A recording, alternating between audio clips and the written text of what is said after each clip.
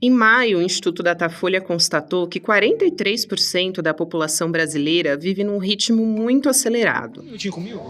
Tô com um pouquinho de pressa. Obrigado, tá? Dá uma palavrinha comigo rapidinho. Tá, cara, tô com... Você faz parte desse pessoal que tá sempre sem tempo? Mais que isso, você tá sempre tentando ganhar tempo em cada detalhe, tipo... Você ouve todo o áudio que você recebe no WhatsApp na velocidade 2.0? Tá, mas você tem pressa de quê? Dormir 8 horas, trabalhar 8 horas, fazer exercício, fazer minhas coisas. Normalmente fica muita coisa para um dia só. Será que isso é uma sensação sua, individual, ou é uma questão coletiva? E a gente foi empurrado dentro disso por causa do capitalismo. É tão complexo que tem gente estudando, pesquisando a aceleração do tempo. Coisas que a gente levava 10 anos para fazer e transformações sociais que levavam 10 anos para acontecer, elas estão acontecendo realmente em menos tempo agora. E onde essa pressa toda está levando a nossa sociedade?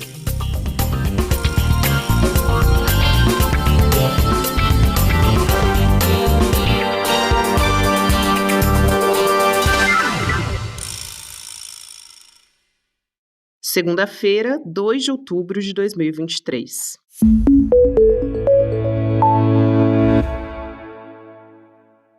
Olá, seja muito bem-vindo, seja muito bem-vinda. Eu sou a Gabriela Varelli e esse é o Videocast em Detalhes. Aqui sempre com uma convidada, um convidado. Eu mergulho numa temática do dia e hoje eu tô aqui no estúdio com a Michele Prazeres, que é jornalista, também coordenadora do Instituto Desacelere, e ela pesquisa a aceleração social do tempo na relação com a educação, com as tecnologias. A Michele que foi minha professora, que também é uma pessoa super querida, é um prazer te receber aqui. Tô muito feliz. Obrigada, Gabi. Estou muito feliz também de estar aqui e de poder conversar com você sobre esse tema que é a minha paixão e minha missão de vida. Muito obrigada também por dividir seu tempo com a gente, né? Já que a gente vai falar tanto sobre tempo, queria começar introduzindo o assunto, então, para as pessoas entenderem o que é o movimento Slow, o que você pesquisa. O movimento Slow é um movimento contracultural, né? Um movimento de nadar contra a corrente da velocidade como engrenagem das nossas vidas ou como condição das nossas vidas hoje. Ele nasce na década de 80 na Itália, quando um grupo de pessoas se reúne para protestar contra a instalação de um restaurante de fast food em Roma, e ali nasce o slow food, né, para brigar, para lutar por uma alimentação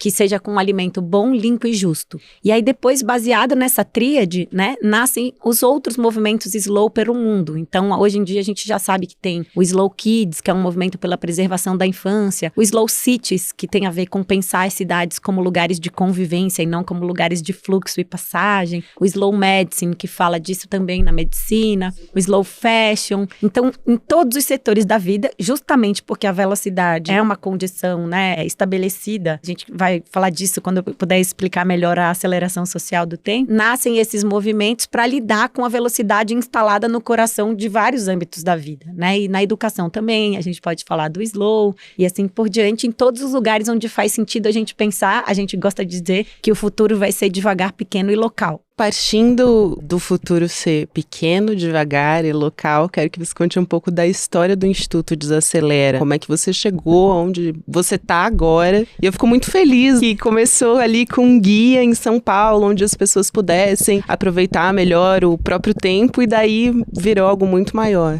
E coincidente no tempo com o nosso encontro, né, Gabi? Porque eu estava gestando esse projeto, eu, Francisco, é verdade. quando a gente se conheceu. O filho da Michele. O Instituto Desacelera nasce depois de quase 8 anos de atuação do Desacelera São Paulo. O Desacelera São Paulo nasce como esse guia para as pessoas desacelerarem na cidade. E com o tempo as pessoas começam a me contar que não fazia muito sentido ter um guia, sendo que elas não conseguiam desacelerar na cidade. O guia soava quase como uma provocação, sabe? Do tipo, como eu não consigo? As pessoas se sentiam fracassadas por não conseguirem ir nos lugares onde eu apontava ali no guia e desfrutar de algum tempo ali desacelerando. Então eu digo que esse projeto ele é biográfico, porque também tem a ver com a minha busca pela desaceleração, mas ele também é biográfico no sentido em que a minha pesquisa foi acompanhando o desenvolvimento do projeto. E quando eu percebo que tem, então, um elemento cultural por conta do qual as pessoas não conseguem desacelerar na cidade, eu falo, opa, aqui tem um objeto de pesquisa. E é aí que eu vou pesquisar o movimento slow, né? Eu faço o meu pós-doutorado lá na PUC para pesquisar a relação da comunicação com o movimento slow,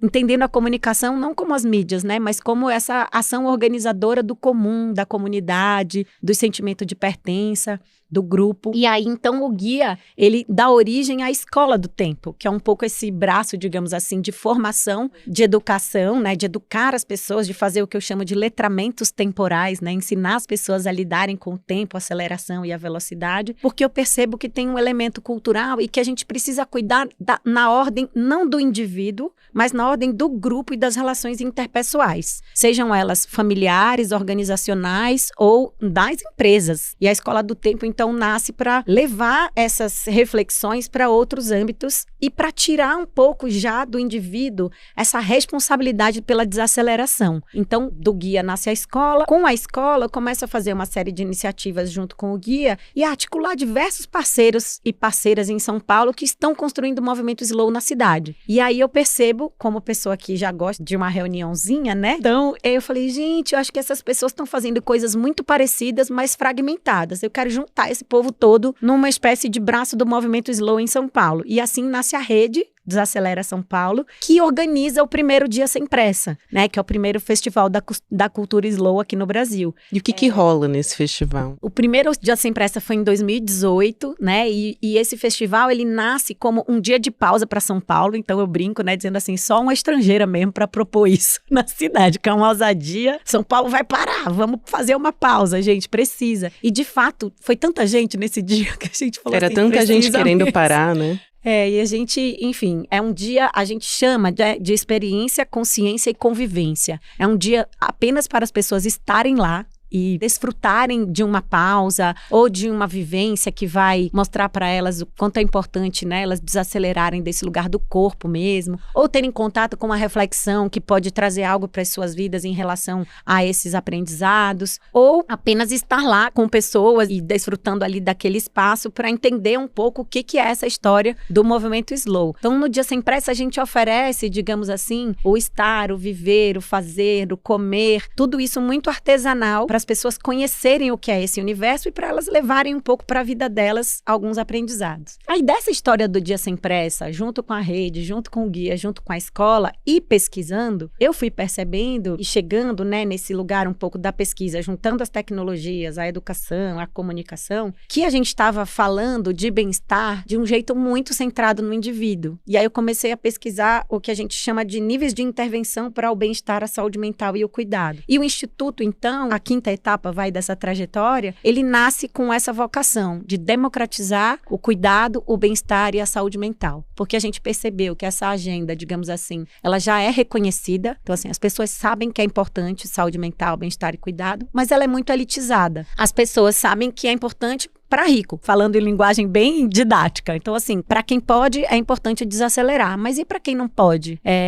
Num país tão desigual como o nosso, faz sentido a gente pensar em bem-estar e saúde mental como uma escolha do indivíduo? Sério? Tipo, outro dia eu fiz um post assim, tipo, sério mesmo que vocês acham que em sã consciência uma pessoa não escolheria desfrutar de bem-estar? Por que a gente continua tratando como uma escolha algo que está provado pelas estatísticas? A gente vê os níveis de esgotamento são maiores em mulheres, os níveis de síndromes e doenças relacionadas à saúde mental são maiores em lugares com piores condições de vida. Então, por que a gente continua dizendo, desacelera aí, você? Como indivíduo, né? Como se a responsabilidade de desacelerar ou que seja uma questão de escolha desse indivíduo de parar, né? E como é que você fala isso para uma pessoa que leva 3 horas para ir e 3 horas para voltar do trabalho? Quer dizer, 6 horas do dia dela estão comprometidos. Sim, a gente tem as mesmas 24 horas? Temos. Mas essa pessoa, ela leva 6 horas só no trajeto. E nesse trajeto, ela vai pegar um ônibus, um metrô, um trem e eu vou levar, sei lá, né?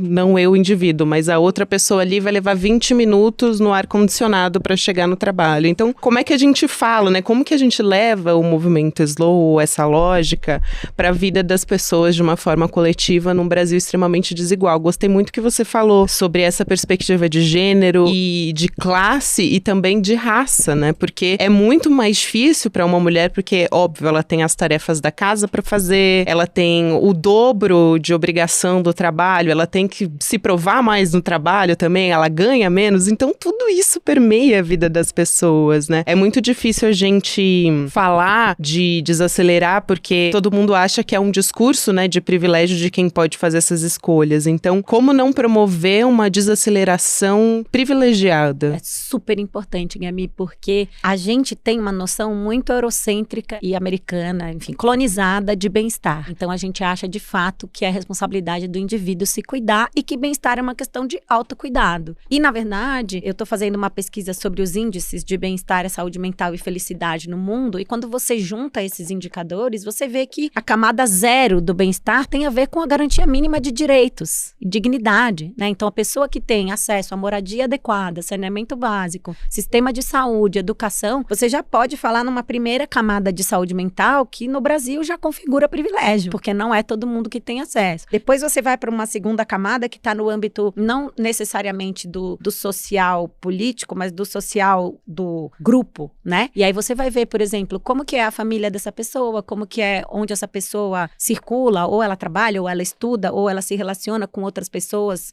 em grupos. Então, como que são os círculos dessa pessoa? E depois, por último, como que é esse núcleozinho, né, do individual. E se a gente pensar que a gente tem essa concepção muito colonizada de bem-estar, a gente também pode pensar que as nossas lutas por bem-estar e saúde mental têm que estar conectadas a uma concepção mais do sul de bem-estar, que tem a ver com bem viver. Já existe uma discussão vastíssima sobre alternativas sistêmicas fundadas em cosmologias e cosmovisões do sul global. Então tem bem viver, tem decrescimento, tem o ecofeminismo, tem uma série de as chamadas alternativas sistêmicas que estão calcadas nessa visão de que a gente chegou num limite humano e planetário e a gente não necessariamente precisa se desenvolver, entre aspas, progredir, avançar, crescer, acelerar, e tudo isso está conectado com a nossa visão sobre cuide-se. Então, você, porque aqui, né, o mundo corre mesmo, então se você não se cuidar, problema seu. E é muito louco o que isso produz nas pessoas, porque produz essa frustração, né, no sentido de que quando a gente faz esse discurso do é sua responsabilidade desacelerar, quem não consegue sente que falhou. E quem consegue se sente culpado. Então, quando você individualiza, você gera fenômenos no indivíduo que são muito adoecedores, reforçam as síndromes, né? Porque então, o nosso valor atualmente é determinado pela nossa produtividade, né?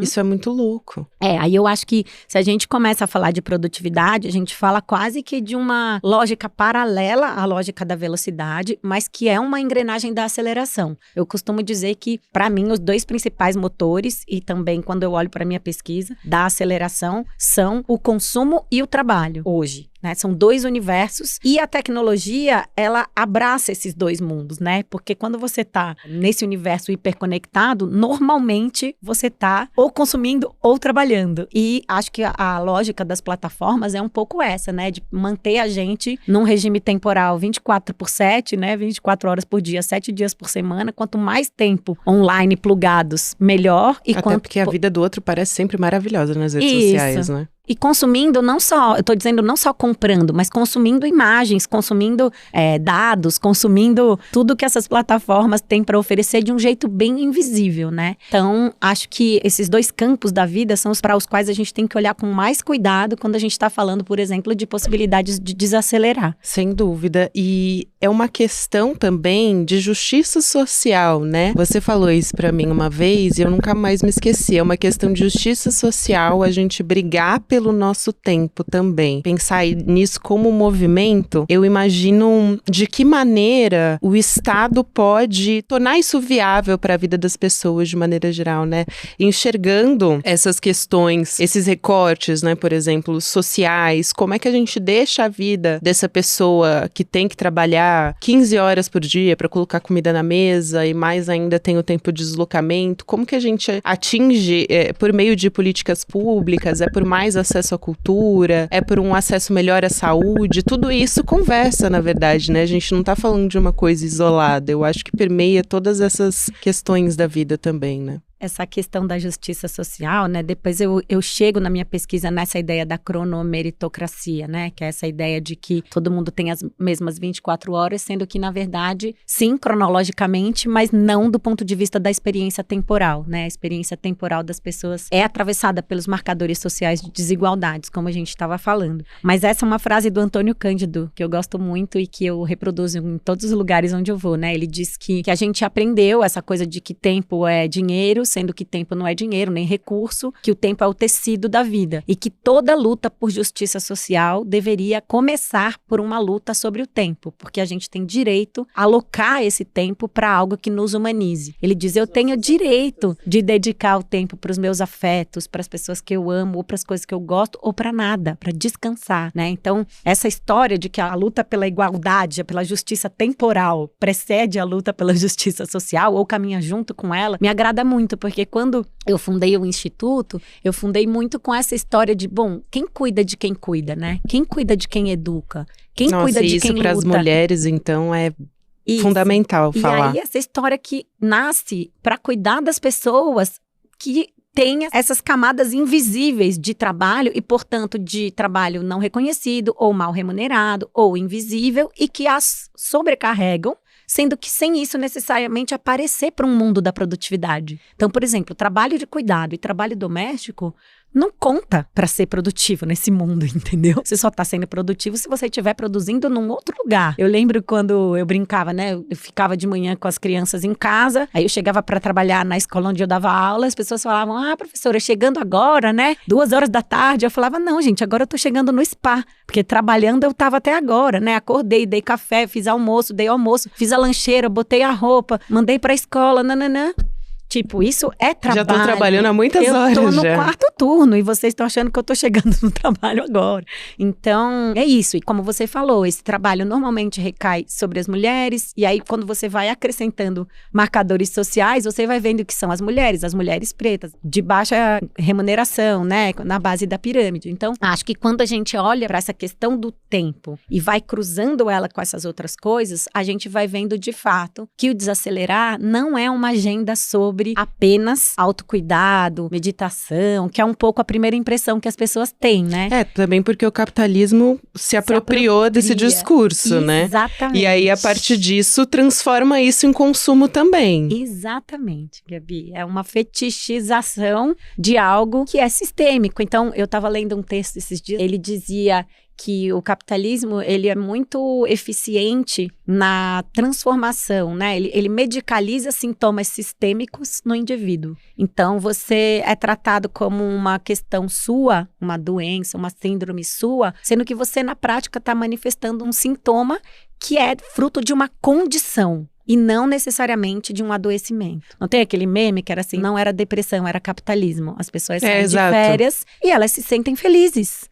E elas o problema não felizes. Sou eu, né? Eu acho que todo mundo, em alguma medida, já passou por isso, né? De achar que estava adoecendo ou algo assim. O burnout, acho que mostra muito isso, porque é o adoecimento por conta do trabalho, né? E aí, quando você é retirado daquele ambiente que te adoece, você tá bem. E aí, quando você volta pro trabalho, você volta a apresentar aqueles sintomas. Eu até vi hoje, por coincidência, nas redes sociais, eu me deparei com uma daquelas imagens do Instagram, e aí apareceu pra mim a frase, a gente tem burnout porque a gente trata o descanso como uma recompensa e não como um direito. E justo hoje que a gente ia conversar, eu resolvi trazer aqui pra você, porque eu acho que resume muito o que a gente tá falando. Total. No manifesto do Instituto, Gabi, a gente diz que todo mundo tem direito à pausa, todo mundo tem direito ao descanso, todo mundo tem direito à desconexão. Eu falo que o desacelera é o né? A gente chega pra dizer assim, sabe? A gente tá vivendo tão no automático, tão no ininterrupto e tão no anestésico, que eu sinto que a gente às vezes não consegue perceber o sintoma dessa vida acelerada. Então, se a gente apenas, sabe? Para, respira, tenta perceber, a gente vai entender que tem muita coisa se manifestando no cotidiano, no corpo, nas relações e no mundo, né? Trazendo esse olhar do indivíduo, grupo, sistema. Mas assim, no corpo, nas relações e no mundo, dia a dia, se a gente parar, a gente percebe sintomas dessa cultura da aceleração na nossa vida, assim. E eu acho que, de novo, volta àquela pergunta que você fez agora há pouco, né? A quem interessa que a gente não perceba isso, ou a quem interessa que a gente perceba isso como uma responsabilidade só nossa, né? Então, acho que a gente tem o tempo todo que se recobrar essa consciência ou esse equilíbrio, sendo que quando a gente tá no cotidiano, no corre, né? Como as pessoas falam, quando a gente tá no corre, a gente não tem condição de fazer isso. E aí as pessoas vão chegando realmente a limites físicos, fisiológicos, nos ambientes onde elas estão. Quando a gente fala que todo mundo tem direito a isso, o tratamento é justamente esse, né? É no âmbito das políticas, é no âmbito da transformação mais sistêmica, nesse lugar do bem viver que eu trouxe antes, que tem a ver com a gente buscar outras formas de vida, outras formas de trabalho. E eu não tô dizendo que eu tenho a fórmula não, tá? Porque a pergunta que sempre me fazem é assim, então daí 7 Mas dicas como, para... né?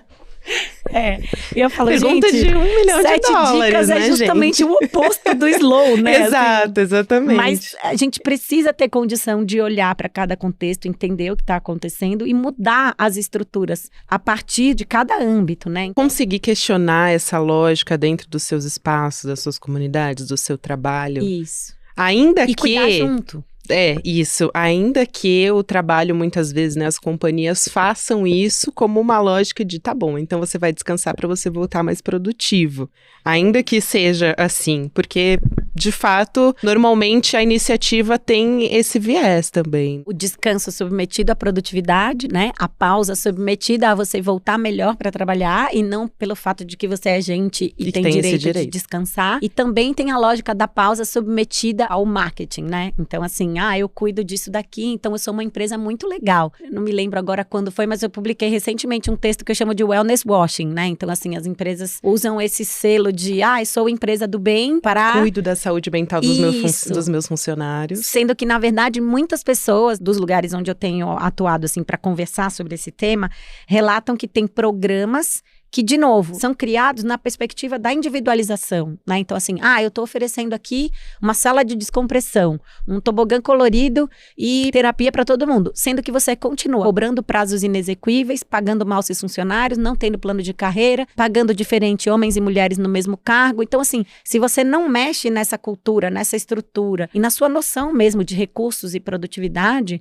não adianta você ter a sala colorida, bonita, maravilhosa e as pessoas não vão acessar, porque as pessoas relatam pra gente que se a cultura não muda, elas não se sentem autorizadas. É porque você tá dando, entre aspas, um remédio, mas você que tá adoecendo os seus funcionários. Exato. Né? E esse remédio, ele não é acessível quando a cultura, por exemplo, alguns lugares que se você sair 6 horas da tarde pra buscar seu filho na escola, as pessoas vão te olhar torto, entende? E vão achar lindo, maravilhoso a pessoa que, entre aspas, veste a camisa e sai do escritório 10 horas da noite. Quem tem condição de sair do escritório sem se preocupar com outras pessoas de quem cuida, ou com o horário, vai perder o ônibus, porque o último ônibus passa X horas. Então, de novo, você vai criando estruturas que, pela lógica da competitividade, privilegiam quem tem uma determinada condição e terminam subjugando quem tem uma outra condição. Até porque eu não vou querer sair às 7 se o meu colega vai sair às 10, vai pegar mal pra mim. É essa lógica que acaba se instaurando quando você fala essa lógica da competitividade, né? É tudo pensado assim. Eu vou até trazer um dado aqui que eu acho importante, a gente está chegando no final da conversa, mas acho que vale a pena. A gente tem uma pesquisa do Instituto Datafolha de maio, mostrando que 43% da população brasileira vive num ritmo muito acelerado e também 9 em cada 10 pessoas não se sentem calmas. E aí você, como pesquisadora, vou citar aqui o Sociedade do Cansaço, que é a obra que as pessoas mais conhecem, mas você se aprofundou muito mais, estudou muito mais obras que saíram também depois e foram se atualizando, mas de como a gente foi convencido, né, seguindo essa linha da nossa conversa, de virar empreendedores de nós mesmos, né, e isso é pior do que ser funcionário de alguém. Então, explicar um pouco essa lógica também E você também pesquisa velocidade como violência, velocidade como regra, né? A gente tende a achar que é uma questão individual. Conversa com isso que a gente está falando, né? Total. O Sociedade do Cansaço, né, Gabi, é uma obra célebre do Byung-Chul Han, que é um filósofo sul-coreano, e ele criou esse termo para falar justamente dessa lógica da totalização do trabalho na nossa vida. Ele fala que a esfera do trabalho virou a única esfera nobre, digamos assim, que tem a ver com essa lógica da produtividade que a gente fala. E depois, aí ele vai escrever A Vida Contemplativa, ele vai escrever O Louvor à Terra, que são livros que ele escreveu depois, A Salvação do Belo, para dizer assim, olha, não é nesse tempo que a gente vai ser humano feliz e resgatar a nossa humanidade. No Sociedade do Cansaço, ele fala dessa lógica, então, do trabalho totalizado e do indivíduo empreendedor de si, sujeito do desempenho, adoecido, e que vive numa temporalidade de dedicação total ao trabalho e que isso é plausível e até elogiável. Mas essa história da aceleração social do tempo, ela tem a ver com o trabalho, mas o nome, né, aceleração social do tempo, é um conceito criado por um pesquisador alemão, o Hartmut Rosa. Na verdade, o nome dele é Rosa, mas eu sou nordestina, eu falo Rosa mesmo. E ele fala que a aceleração, ela é das transformações sociais, do ritmo de vida e das questões técnicas. Grossíssimo modo, a ideia é, a gente está fazendo as mesmas coisas em menos tempo. Isso é aceleração. Nua e crua. Então, assim, as coisas que levavam anos para acontecer estão acontecendo em menos tempo. As coisas que a gente fazia... Isso em todos os âmbitos. Em todos os âmbitos. As coisas que a gente fazia em, sei lá, alguns dias, a gente está fazendo em algumas horas. E aí eu acrescento. As coisas que a gente fazia uma por vez, a gente está fazendo muitas coisas ao mesmo tempo. E, de alguma forma, o período mais recente que a gente viveu, de isolamento social, né, por conta da pandemia... Primeira coisa que me veio na cabeça, acho que a pandemia impactou muito normalizou o multitarefa. A gente não divide mais, né, o espaço do trabalho com o espaço do lazer ou do descanso. Virou uma coisa só, né? Exato. O WhatsApp virou uma coisa só. Isso. Então, assim, eu costumo dizer que normalizou e depois normatizou. Porque eu acho que essa é a virada que eu falo da velocidade como violência. Uma coisa é um comportamento normalizado. Ele é aceitável, ele é o aceito socialmente, ele é o estabelecido culturalmente. O normatizado é assim, virou regra. Norma. Virou norma. Então, quem não corre vai ficar para trás. E aí, quando vira norma, vira violência. Porque aí quem fica para trás é excluído. Não consegue acompanhar, né? Isso, não consegue acompanhar. Essa é a lógica mesmo, de que você está fazendo menos. Exato. E aí eu lembro, durante a pandemia, quando saiu essa história de acelerar o áudio de WhatsApp, né, eu escrevi um texto dizendo, estamos doentes de velocidade. E muitas pessoas falaram assim, nossa, que exagerada, você tá louca, imagina, não sei o quê. Eu falei, gente, me dá um depoimento daqui a 15 dias sobre como foi sua experiência acelerando o áudio. Aí essas mesmas pessoas me contaram que elas não conseguiam mais ouvir o áudio em ritmo normal. Aí depois de um tempo, essas mesmas pessoas me contaram que virou o padrão. Quero saber delas. quem ouve o podcast também acelerado. Quem tá ouvindo acelerado agora. Ouvindo a gente acelerado agora. Fica constrangido e bota em velocidade vezes 1 pra ouvir essa parte. Que é isso, né? E a pessoa, primeiro, ela acha que é uma escolha, então ela, quando eu quiser, eu paro de acelerar. Só que ela não consegue, porque aquilo vira um hábito. De repente, aquele hábito vira o padrão dela no celular. Ela já não tira mais do vezes 2. Ela ouve tudo vezes 2.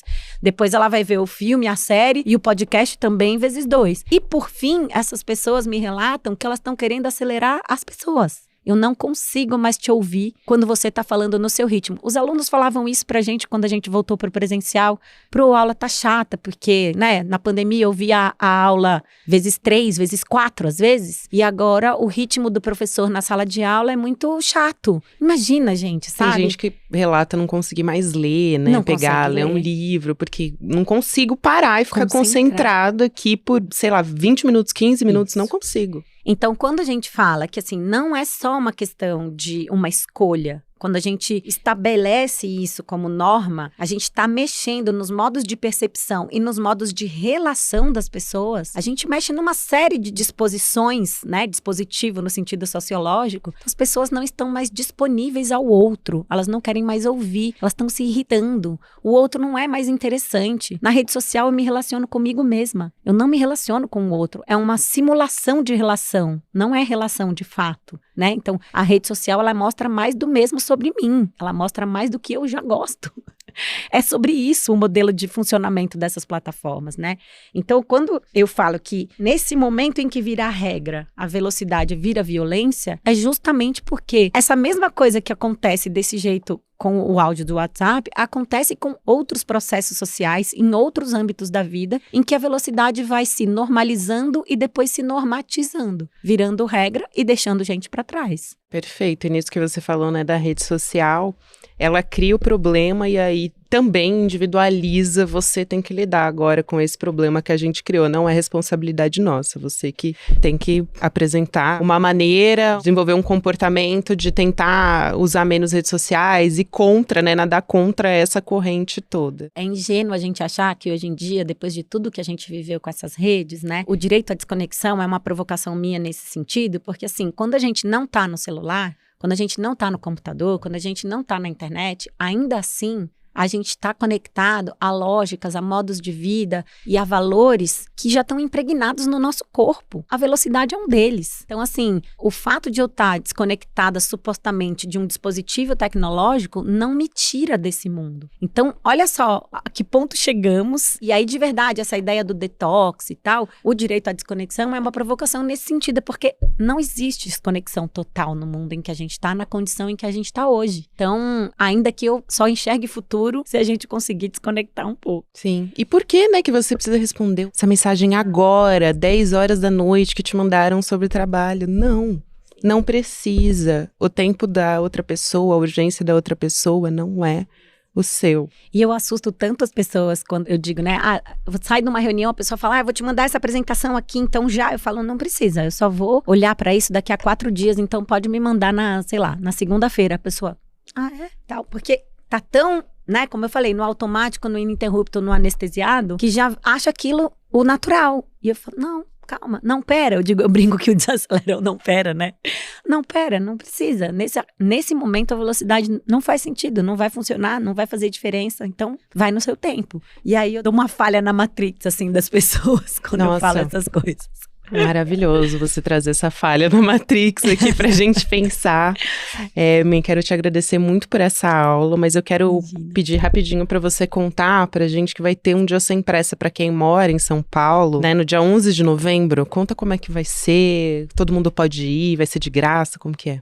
Dia 11/11, né, data portal, acho que é uma data super significativa, dia 11 de novembro no Sesc Pinheiros, né, vai ter o Dia Sem Pressa, que é esse festival que eu comentei, né, aberto, gratuito, uma programação de vivências, de oficinas, né, de fazer manual, oficinas de horta em pequenos espaços, vai ter meditação, vai ter todo tipo de vivência para o corpo, vai ter estações de descanso, espaço para não fazer nada, espaço de brincar para adulto e criança, música e ambientação gostosa pra gente ficar lá um dia todo curtindo essa ideia de que é possível sim desacelerar e de que é possível. Acho que o nosso mote esse ano, eu brinco dizendo que é o não pera, isso dá. Que é assim, não pera é você desacelerar, ir lá e olhar o Dia Sem Pressa, viver o Dia Sem Pressa. E o isso dá é você colher daquilo tudo que você vai viver lá, algumas coisas para você levar para sua vida. Então, esse ano a nossa tentativa é mostrar para as pessoas que,